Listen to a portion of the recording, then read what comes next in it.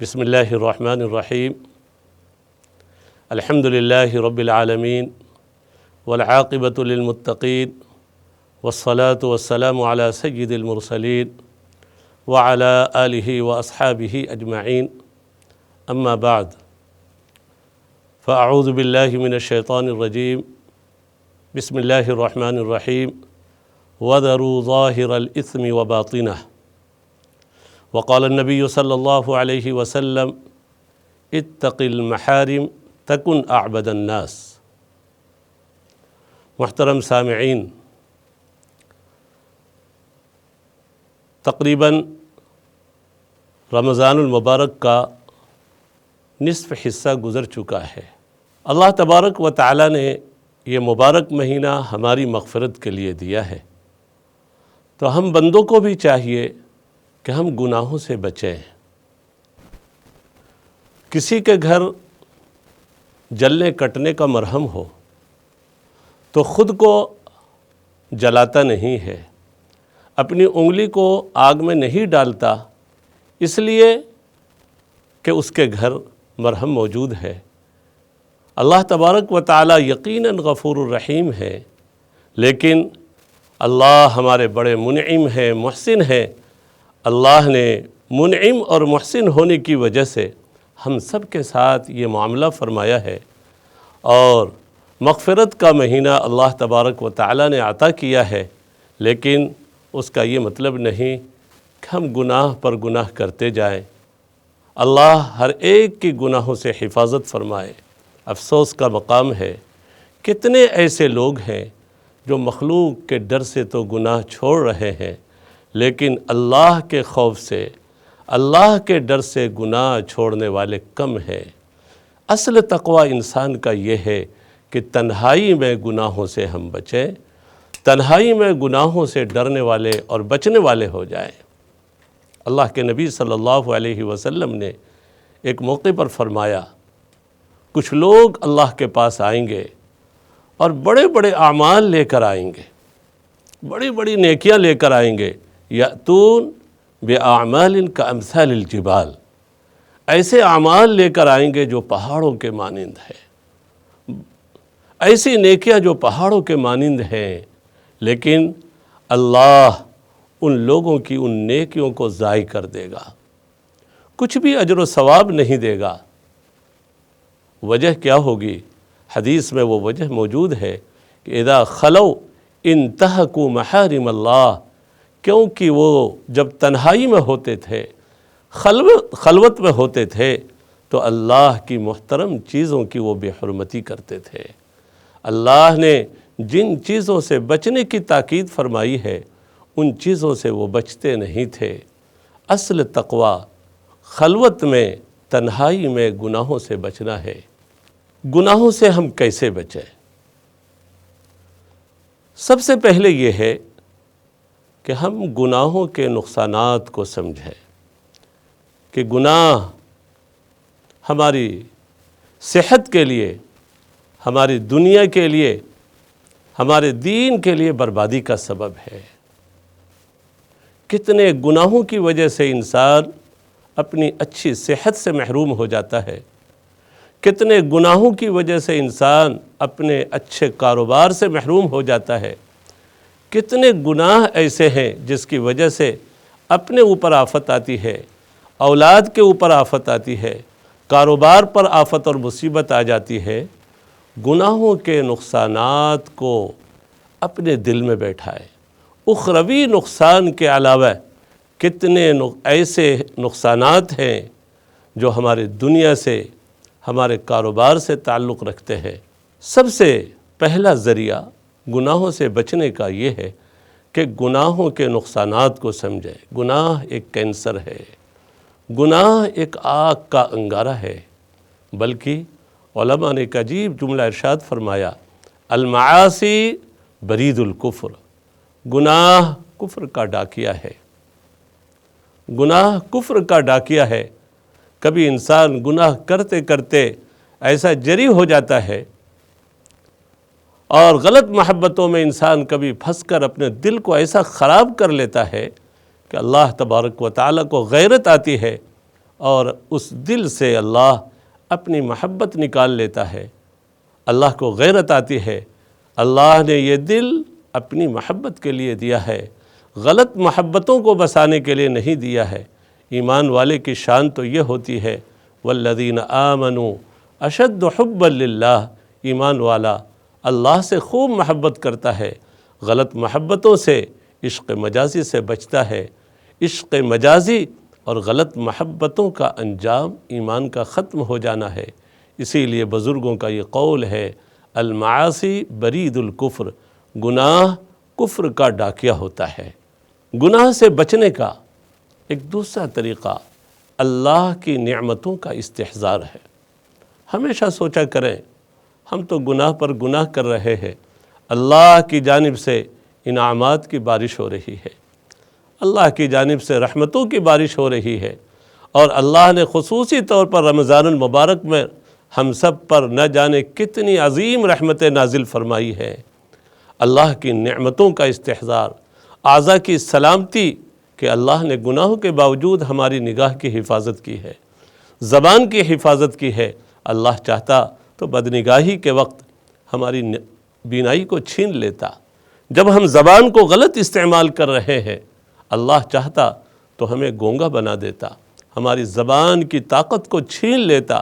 ہم جب غلط ارادے سے قدم اٹھا رہے ہیں، اللہ چاہتا تو ہماری قدم کی طاقت کو، چلنے کی طاقت کو اللہ چھین لیتا، لیکن اللہ نے ان نعمتوں کو نہیں چھینا، اور اللہ نے نعمتوں، بہت ساری نعمتوں میں اضافہ فرما دیا۔ نعمتوں کا استحضار بھی انسان کو گناہوں سے روکتا ہے۔ ایک اور چیز، گناہ سے بچنے کے لیے ایک اور نسخہ بزرگوں نے فرمایا، دنیا اور آخرت کی رسوائی کا خیال۔ ہر گناہ کے پیچھے دنیا کی رسوائی چھپی ہوئی ہوتی ہے، اور آخرت کی بڑی رسوائی بھی۔ کتنے اچھے لوگ، بڑے منصب والے، عزت والے، شہرت والے کسی گناہ میں مبتلا ہو گئے، اللہ نے گناہ کے سبب ان کی ساری عزت کو خاک میں ملا دیا۔ ہم دنیا کی رسوائی کو سوچیں، کہیں ایسا نہ ہو کہ ہمارے گناہ کو مخلوق پر ظاہر کر دیا جائے۔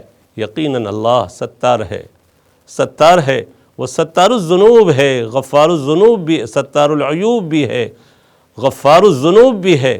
ہمارے عیوب پر بھی پردہ ڈال رہا ہے، گناہوں پر پردہ ڈال رہا ہے، اور گناہوں کو معاف بھی کرتا ہے۔ لیکن کبھی جرأت جب حد سے زیادہ ہو جاتی ہے، گناہ کی کثرت ہو جاتی ہے، تو اللہ گناہوں کو کھول دیتا ہے، گناہوں کو ظاہر کر دیتا ہے، پھر وہ بندہ گھر بیٹھے رسوا ہو جاتا ہے۔ دنیا کی رسوائی کا خیال رکھیں، آخرت کی رسوائی جہاں ہمارے والدین ہوں گے، ہمارے تمام رشتہ دار ہوں گے، ہم سے محبت کرنے والے سارے لوگ اس میدان حشر میں موجود ہوں گے۔ آج دنیا میں ہیں جن لوگوں کے ڈر سے ہم گناہ کو چھوڑ رہے ہیں، ماں باپ کے ڈر سے، رشتہ داروں کے ڈر سے، اپنے اساتذہ کے ڈر سے، وہ تمام لوگ میدان حشر میں موجود ہوں گے۔ اس وقت کیا عالم ہوگا۔ ایک اور ذریعہ کہ جس کی وجہ سے ہم اللہ کی نافرمانی سے بچ سکتے ہیں، وہ ہے اللہ کا ڈر اپنے دل میں پیدا کریں، اللہ کی خشیت پیدا کریں۔ اللہ کا کتنا اچھا وعدہ ہے سورہ رحمان میں، وَلِمَنْ خَافَ مَقَامَ رَبِّهِ جَنَّتَانِ، جو لوگ ڈرتے ہیں اپنے رب کے سامنے کھڑے ہونے سے، کہ ایک دن رب کے سامنے کھڑے ہو کر اپنی پوری زندگی کا حساب دینا ہے، ان کے لیے اللہ نے 2 جنت کا وعدہ فرمایا ہے۔ ایک جنت اوامر پر، حکموں پر چلنے کی وجہ سے، اور ایک جنت ملے گی گناہوں سے بچنے کی وجہ سے۔ یا جنتان سے تعدد کی طرف اشارہ ہے کہ بہت ساری جنتیں اللہ ایسے لوگوں کو نصیب فرمائیں گے جو رب سے ڈر کر گناہوں کو چھوڑ دیتے ہیں۔ سورہ نازعات کے اندر اللہ نے فرمایا، وَأَمَّا مَنْ خَافَ مَقَامَ رَبِّهِ وَنَهَى النَّفْسَ عَنِ الْهَوَىٰ فَإِنَّ الْجَنَّةَ هِيَ الْمَأْوَىٰ، کہ جو شخص رب کے سامنے کھڑے ہونے سے ڈرے اور اپنے نفس کو غلط خواہشات سے روک لے، یقیناً جنت اس بندے کا ٹھکانہ ہے۔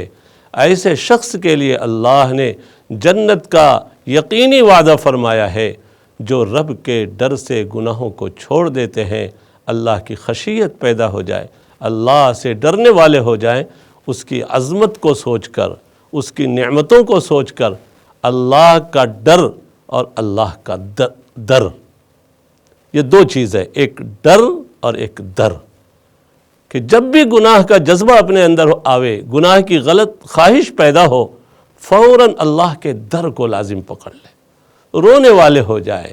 شیطان نے کہا تھا، ابلیس نے کہا تھا ہم انسان کو گمراہ کریں گے، لَأَتِيَنَّهُمْ مِنْ بَيْنِ أَيْدِيهِمْ وَمِنْ خَلْفِهِمْ وَعَنْ أَيْمَانِهِمْ وَعَنْ شَمَائِلِهِمْ، چار سمت سے اس نے گمراہ کرنے کا وعدہ کیا تھا، دائیں سے، بائیں سے، آگے اور پیچھے سے آئیں گے اور ہم انسان کو گمراہ کریں گے۔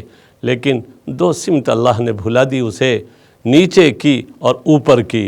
گناہ سے بچنے کے یہ دو راستے کھلے ہوئے ہیں۔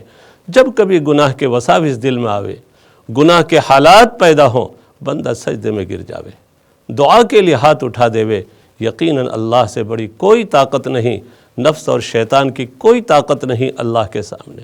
اللہ کے در کو لازم پکڑ لیا جائے، آنسو کے دو قطرے بہا لیے جائیں اللہ کے سامنے، اللہ گناہوں سے بچنا آسان ہوگا۔